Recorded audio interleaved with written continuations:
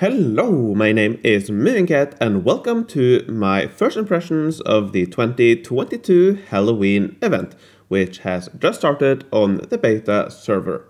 In this video I will check out the beta event, what's new and all of that, but before I do I quickly want to mention that tomorrow, September the 22nd, 8 new worlds are going to be added to the game, one each on these 8 servers here. So if you play on one of those, you will be able to start fresh if you want. I will do that personally. I play on the international server, so I'm going to start a new world on the new world that is being added, and I will be live streaming that. So if you want to join me on the live stream, you will find a link in the description. I have scheduled this for midday, Central European summertime. That time is subject to change.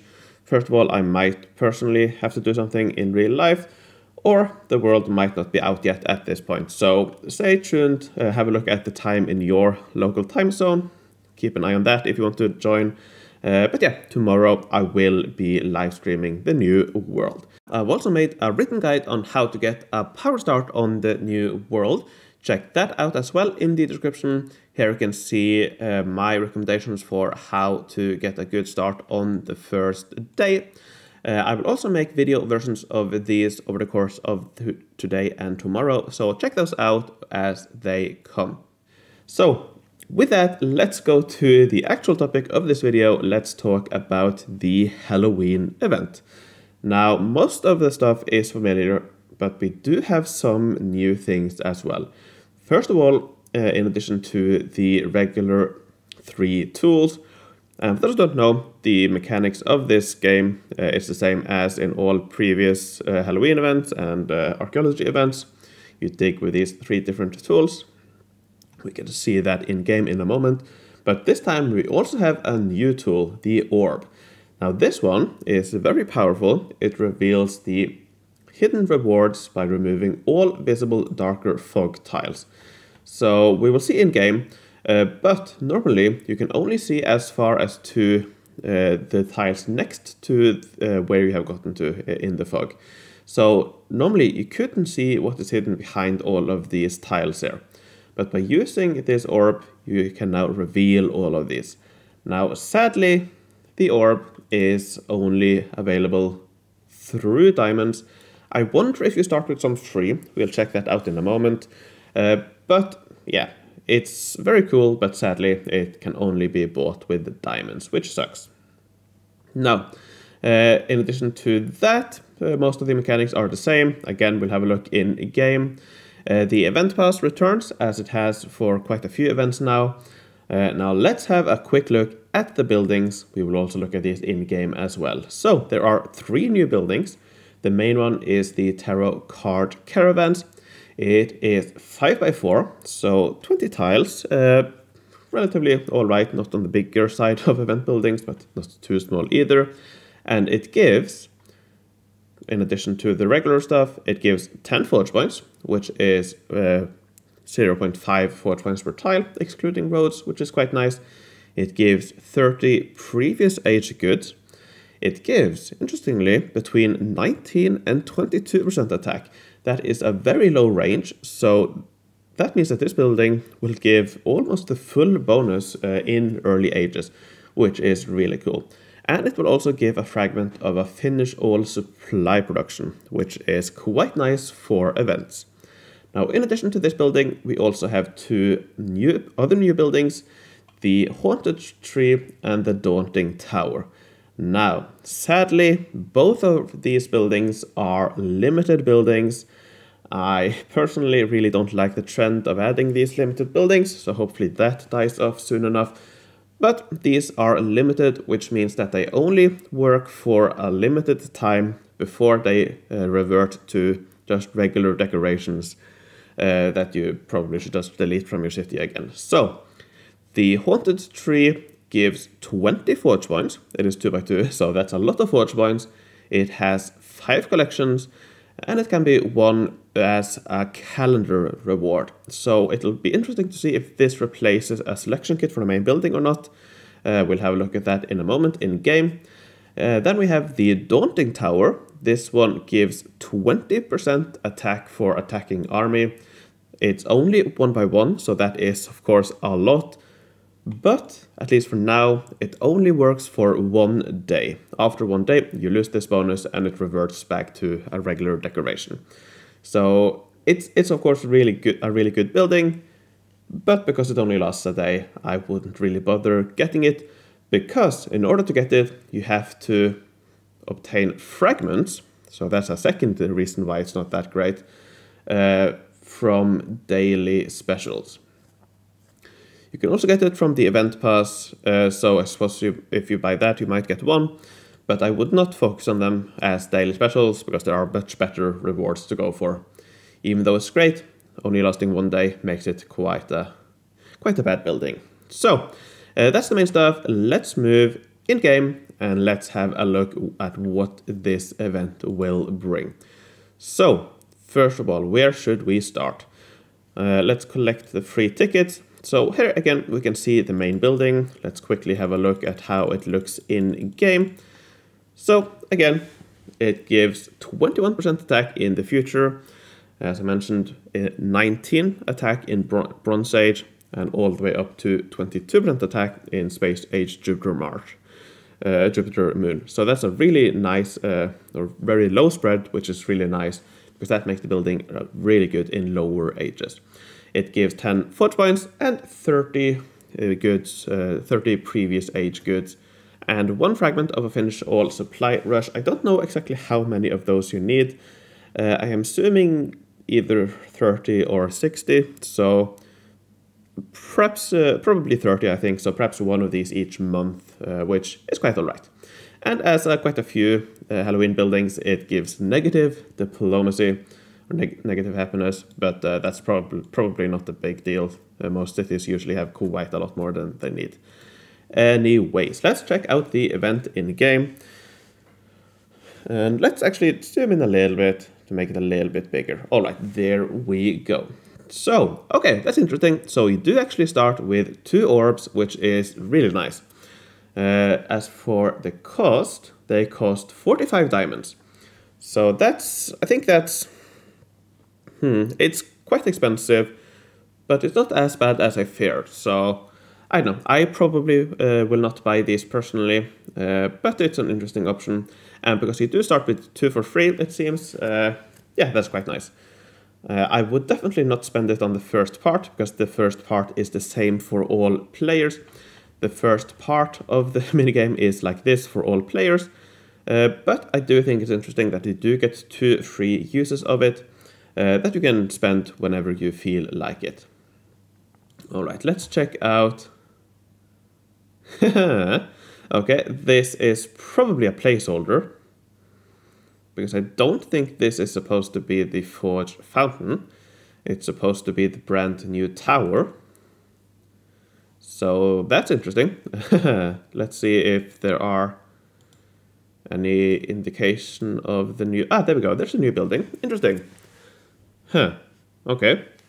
I think this is a mistake, but perhaps you can get the Forge Fountain again, which would be interesting. I'm assuming this is a mistake, but we will see later on if it is or not. Yeah, here we have the new building, 20% attack for attacking army, but it only lasts for 1 day, which sucks.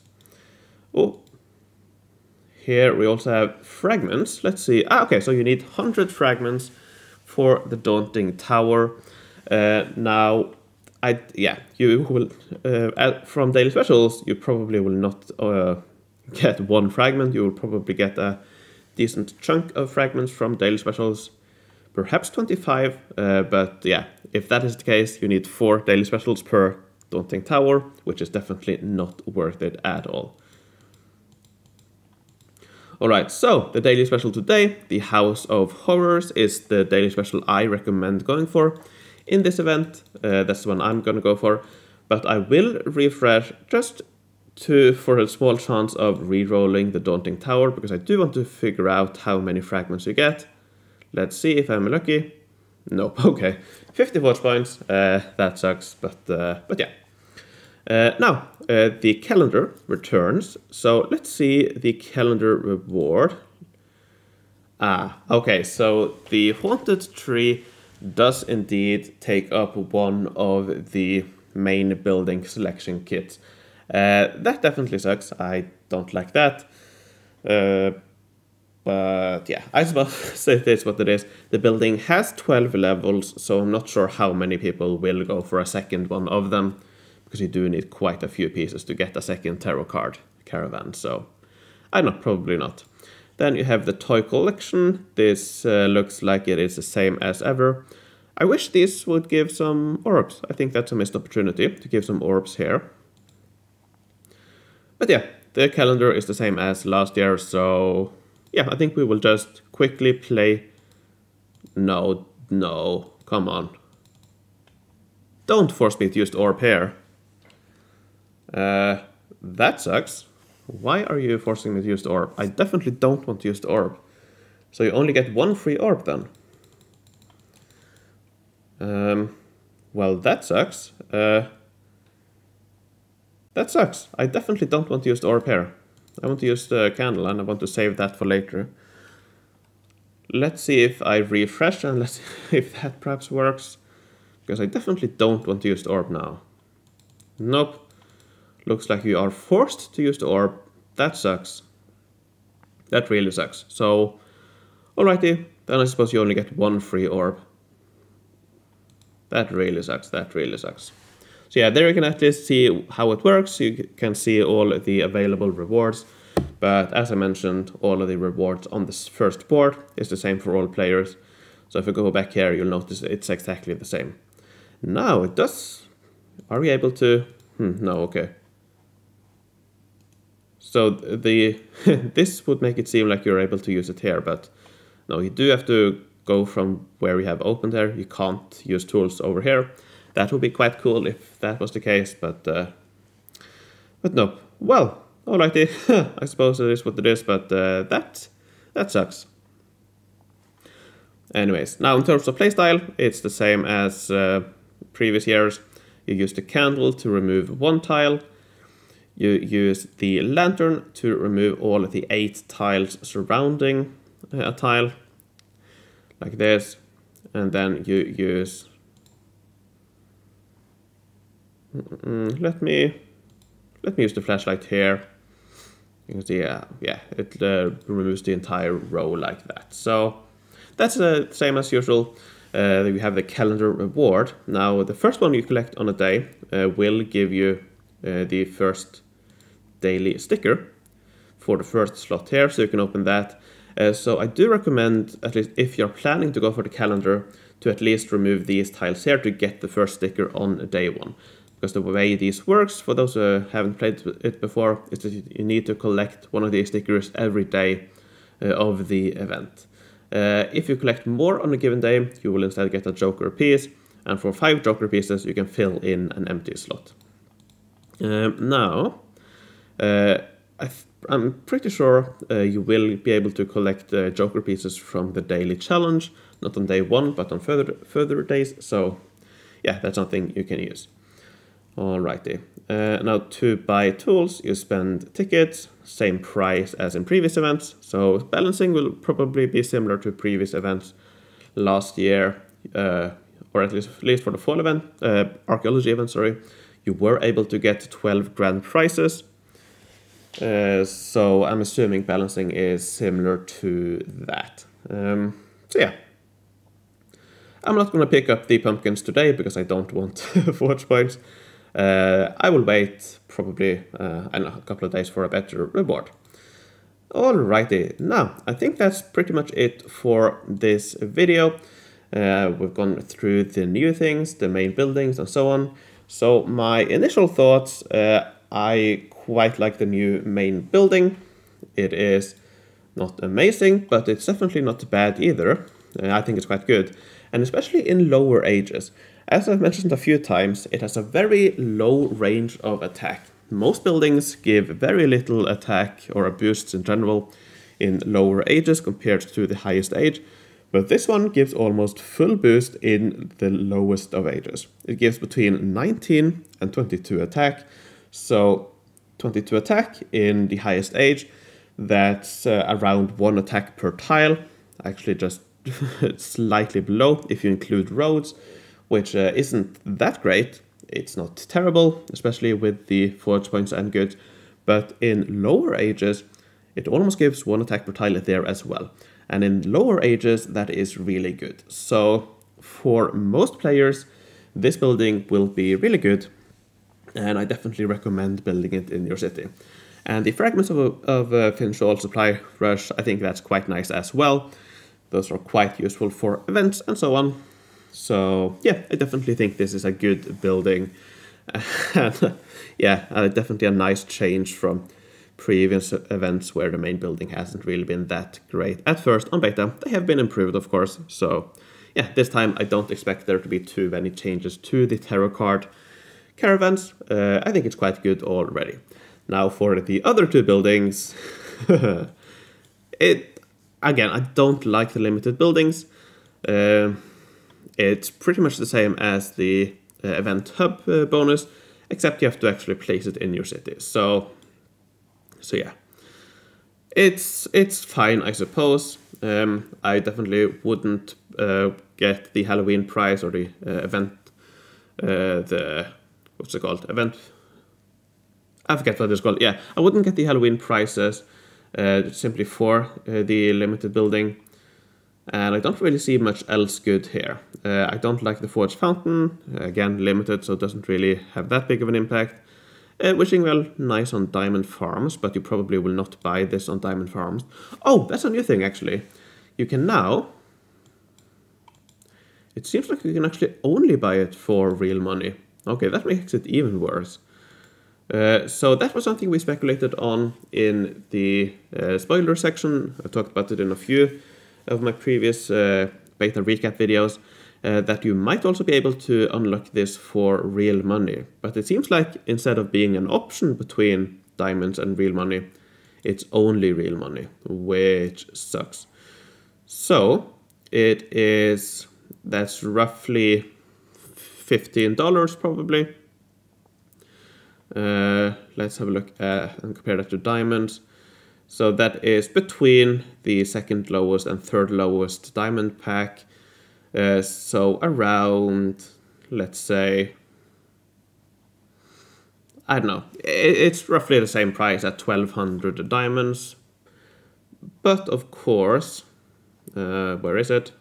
Here, okay, under Forge Plus. Oh,